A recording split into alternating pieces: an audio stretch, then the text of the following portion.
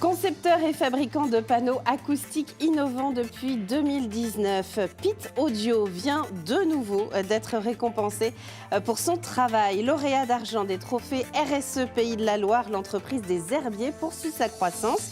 Et quand ça va bien, eh bien ça fait du bien d'en parler aussi. Olivier Coutancé, de son côté, a aussi été un petit peu inspiré, vous verrez, par cette réussite. Il nous reparlera RSE en fin d'émission. L'Hebdo Éco, c'est parti.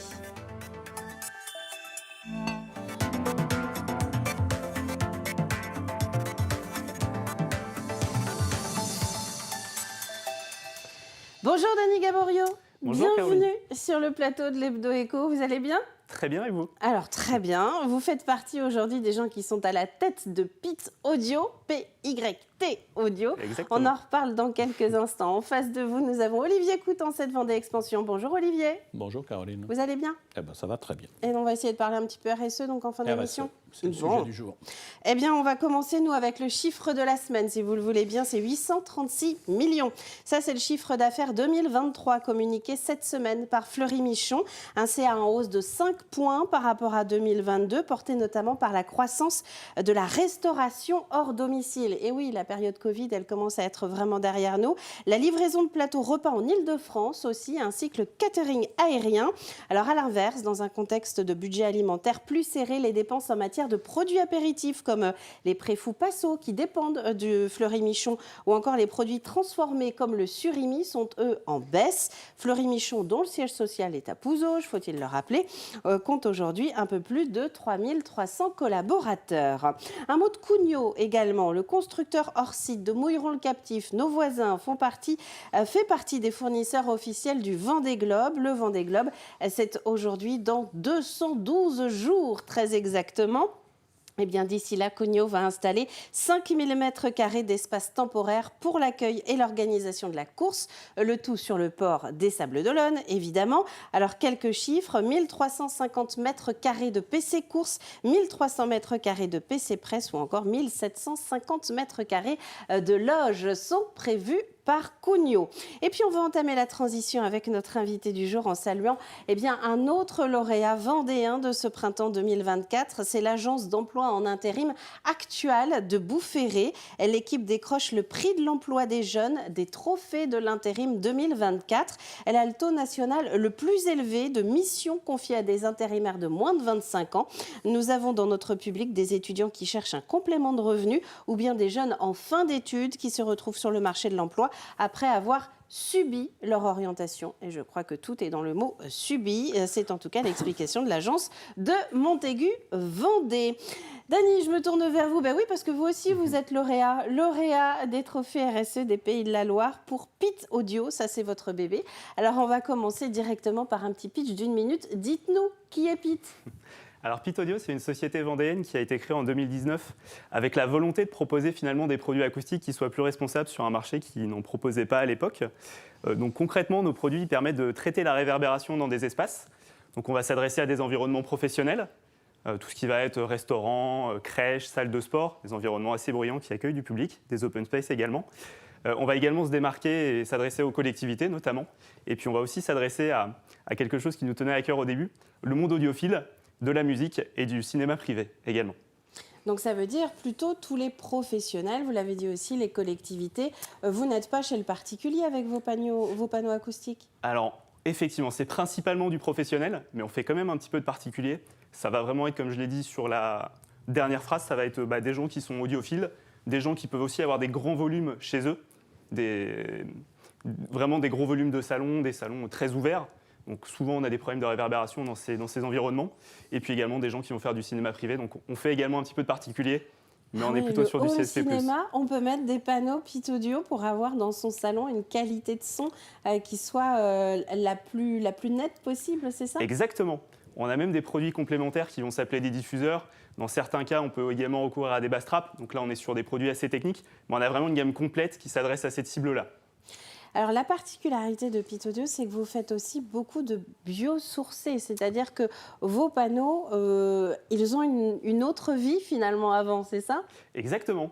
Alors, on se base sur un isolant qui est en jean recyclé, qui a effectivement déjà une vie antérieure. Après, on s'est basé aussi sur une structure vraiment innovante qu'on a réussi à breveter en utilisant, en fait, quand on fait un panneau acoustique, on a besoin d'un cadre pour tenir effectivement l'isolant et qu'on va recouvrir d'un tissu. Et on s'est basé sur un cadre qui est produit en Pays de la Loire et qui est en carton alvéolaire. Et ça, c'est quelque chose qu'on a réussi à breveter. Donc pareil, recyclé, recyclable. On était vraiment dans cette contrainte.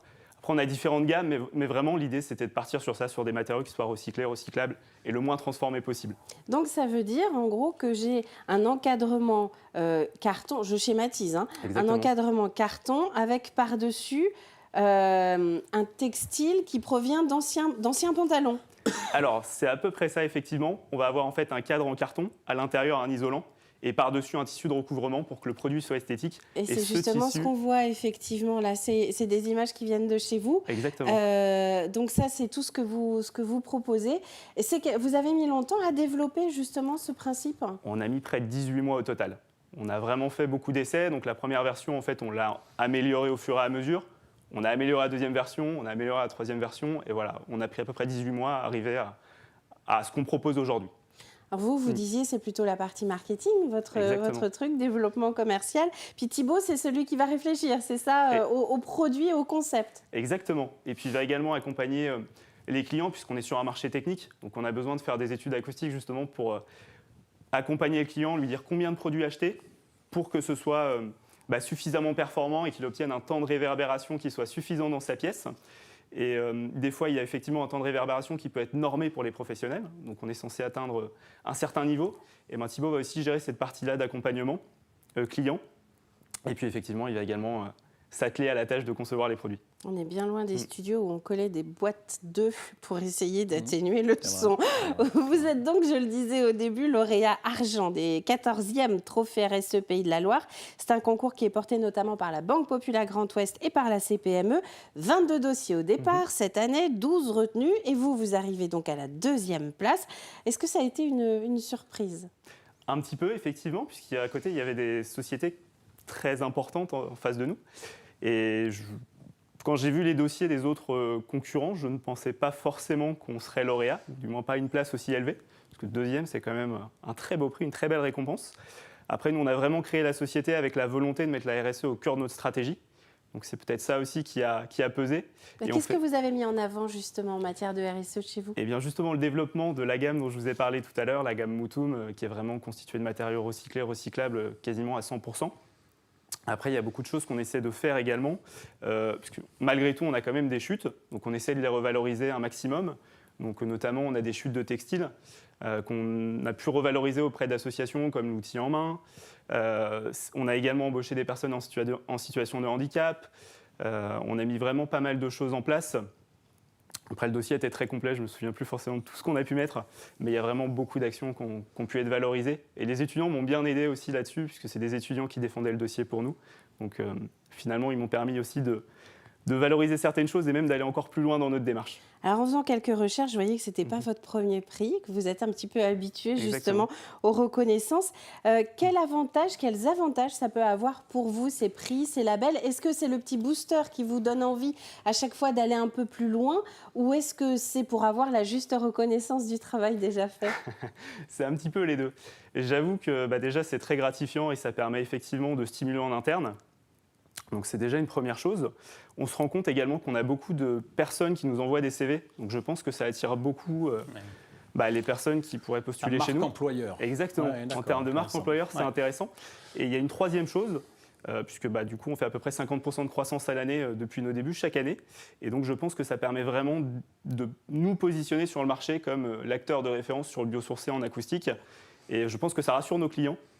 Et ça nous permet du coup de nous développer tout simplement. Et de faire parler de vous également. Exactement. En positif. Olivier, ça inspire tout ça, c'est ce qu'on disait. Quand ça va bien, c'est bien de le dire aussi. C'est ce que je disais au début. Et puis ça fait plaisir un petit peu de voir des boîtes qui fonctionnent aussi bien. C'est formidable, c'est un très, très beau projet de création, très beau projet de développement. Peut-être une question pour approfondir un peu le sujet. Au cours de votre propos, vous avez évoqué le fait que vous aviez une clientèle non négligeable de collectivités locales. Alors on sait la réglementation pour les collectivités locales, notamment le fait de passer par des appels d'offres. Est-ce que de plus en plus, dans les appels d'offres des collectivités, il y a cette notion, peut-être qui fait l'objet de notation d'ailleurs, de cotation dans l'examen des offres, cette notion de développement durable, de responsabilité sociétale. Exactement. La loi AGEC, c'est vrai que ça a redistribué un petit peu les cartes à ce niveau-là. Et nous, ça nous permet vraiment de nous positionner et d'avoir vraiment une plus-value justement quand le critère technique est important. Le prix sur certains marchés reste effectivement primordial et c'est pas là qu'on se positionne toujours le mieux, effectivement. Mais dès qu'il y a une notion de biosourcé, de recyclabilité, de circularité dans le marché, on est très souvent retenu. D'accord. Alors formidable, oui, on le disait, très beau projet. On est sur le sujet, à travers le concours auquel vous avez participé, de la responsabilité sociétale des entreprises.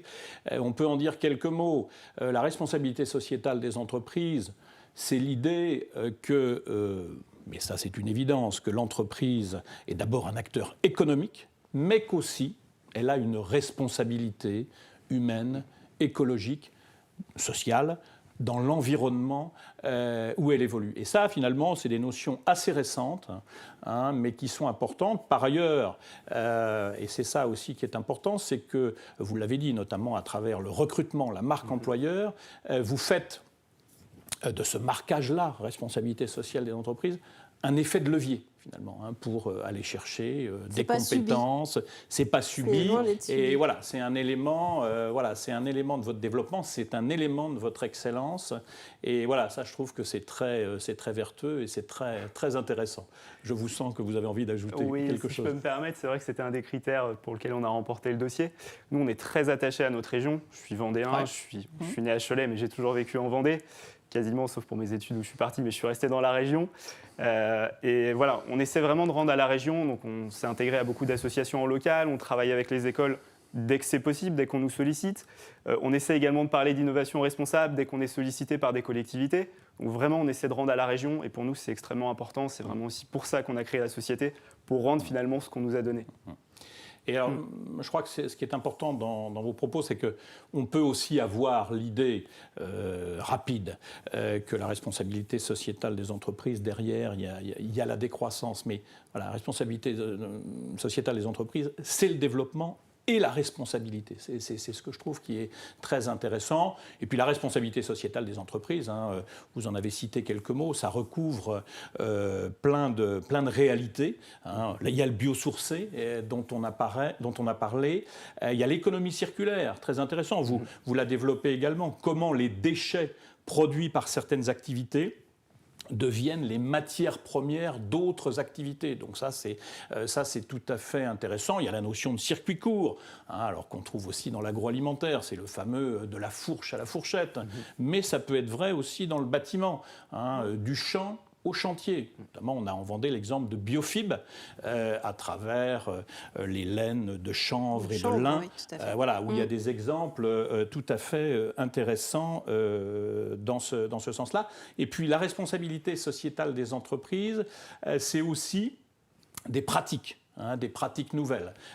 C'est le partage des usages, le partage des bonnes pratiques. Et donc, tout ça, c'est particulièrement intéressant. C'est la notion également de mutualisation. J'ai cité Biofib, je pourrais citer un projet intéressant en Vendée aujourd'hui qui s'appelle Style Découpe.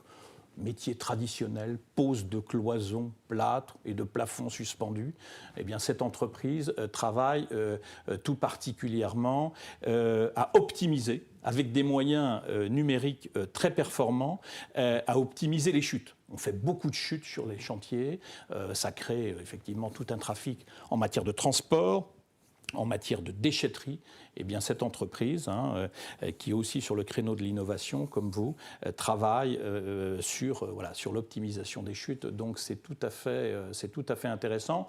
Et je trouve que derrière la responsabilité sociétale de l'entreprise, c'est toute la dimension, finalement, à rebondir, finalement, sur de nouveaux leviers de croissance qui sont intéressants. La responsabilité sociétale des entreprises, c'est aussi la dimension sociale, la dimension gouvernance. On peut faire référence notion de parité, à l'inclusion, hein, avoir une attention particulière aussi, et là aussi en faire un levier de développement pour intégrer des personnes en situation de handicap. Hein. Donc voilà, c'est une notion très globale, très transversale et finalement qui contribue au développement. Et très inspirante, Olivier. Vous me laissez 7 secondes pour conclure, dites donc. En tout cas, merci à tous. Messieurs, si vous voulez d'autres infos, vous allez à Vendée Expansion, vous trouverez Olivier. Voilà, pour vous donner plus d'informations. Quant à nous, on va se retrouver la semaine prochaine pour un nouveau numéro de l'Hebdo Éco. On va essayer de rester sur cette notion de bonnes nouvelles et de bonnes initiatives. Merci à tous, en tout cas, d'avoir été au rendez-vous et à la semaine prochaine.